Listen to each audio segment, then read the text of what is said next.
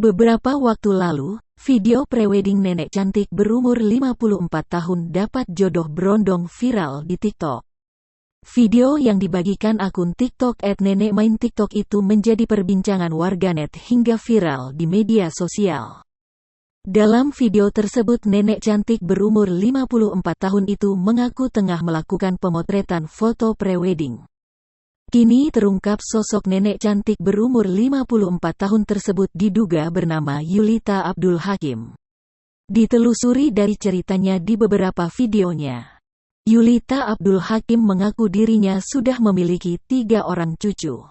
Ia menceritakan sejak bercerai ia pernah mencari nafkah seorang diri untuk anak-anaknya. Karena kegigihannya, akhirnya ia bisa maju menjadi penyanyi dari panggung ke panggung. Selain itu, suami Yulita juga menjajal profesi lain sebagai kameramen.